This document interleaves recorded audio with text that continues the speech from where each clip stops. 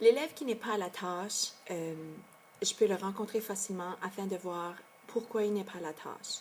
Je peux lui prendre son plan de travail afin de voir avec lui ce qu'il doit faire et il n'aura pas à s'autocorriger. Cet élève a perdu le privilège de s'autocorriger et doit me montrer chacune de ses tâches au fur et à mesure qu'elles sont complètes. Il complète une tâche, il vient me montrer le travail que moi je puisse corriger et ensuite lui permettre de continuer. Cet élève, je vais suivre de très près et habituellement, je ne le suis pas très longtemps car ces élèves n'aiment pas ça, que je les suive de si près pendant si longtemps. Donc, il va se prendre en main pour devenir autonome, comme le sont les autres, car il n'a pas de choix.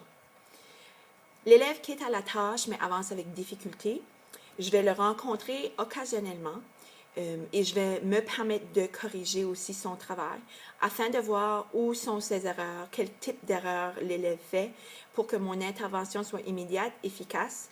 Et c'est à ce moment-là où je vais maximiser le temps de classe pour faire l'enseignement explicite, c'est-à-dire le modelage de comment faire un problème, lui montrer un exemple, le faire avec lui ou le faire plutôt pour lui, pour ensuite qu'on puisse le faire ensemble, un deuxième problème, que nous puissions le faire ensemble, pour ensuite voir s'il est capable de le faire par lui-même.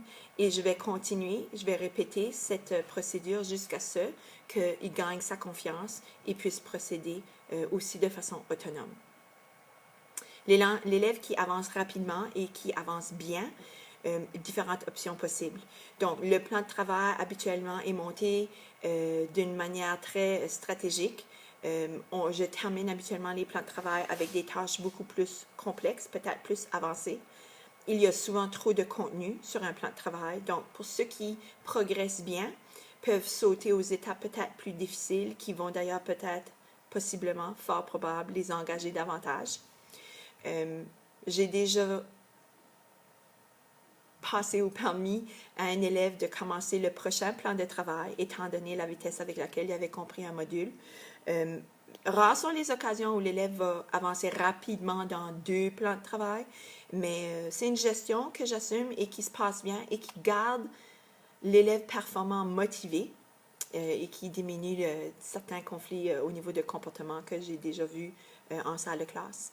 Je vais aussi peut-être lui offrir certaines options plutôt que lui présenter le prochain plan de travail, lui permettre de visiter le Twitter de classe.